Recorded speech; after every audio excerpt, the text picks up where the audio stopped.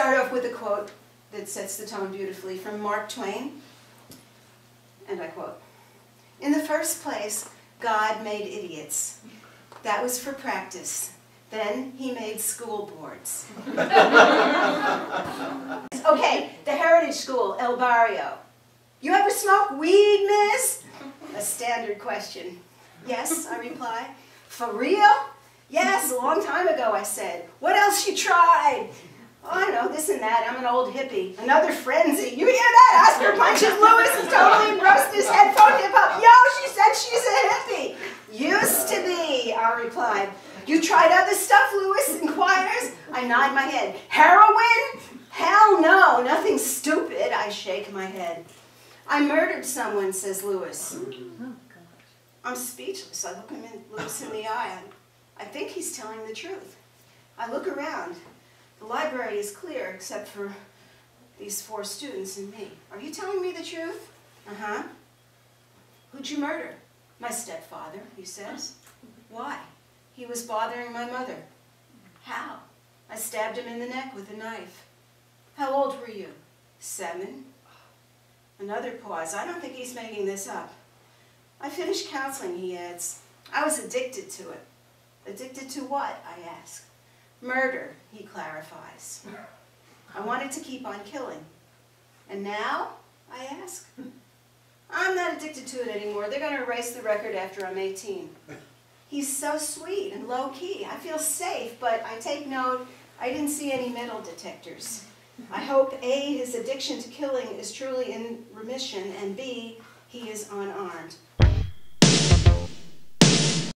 This school is called the College Academy. It's also in upstate Manhattan. It's a small school of 600 students in the impressive George Washington High School campus, from which dignitaries such as Henry Kissinger and Harry Belafonte graduated.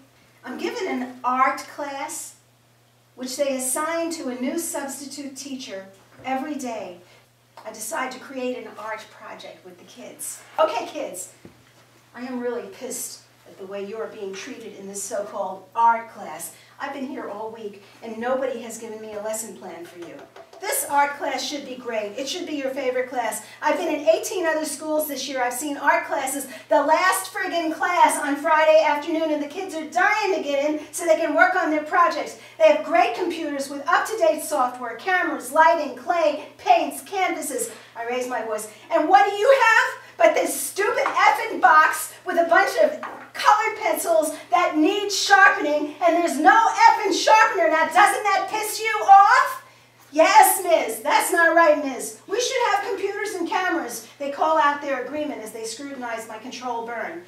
So I would like us to create an art project that will express our outrage at this bullshit. You with me? Yes, Miss. A chorus of support. I head to the whiteboard and write in big letters, "We deserve a real art class." Underneath it I write phrases, great materials, ideas, plans, creativity, computers. I'm stuck. I turn around to them. "What else do you want from an art class?" "Trips," one little girl calls out. I write on the board, "Trips to museums." All right, now I want to set up a photo. I'm not allowed to take pictures of kids in school, but I still like you to pose in front of this board with your back to the camera. And I want you to raise both of your hands and stick up your third finger. More outrage. You're pissed, I say. They shoot up their hands in angry protest. "Okay, we got it," I tell them. They run up to me and gather around the iPad. "Let me see, Miss, let me see." "Oh, that's funny, Miss. Could you be our art teacher?" "I'm sorry, but I don't have a license to teach art." Whatever happens, don't let anybody make you think you deserve anything less than the absolute best of everything, especially your education. "Okay, Miss." And don't settle when somebody tries to give you a stupid effing cardboard box with a few lousy effing pencils and call it art supplies. You deserve a lot more than that stupid little box. In my last act of vengeance, I write on the top of the page, "Attendance sheet, 8th period, art class." The quotation marks are probably too subtle for the administrator, faux art teacher. Perhaps the kids will tear her another one next time she drops by. Perhaps Sister Wendy will hear her confession.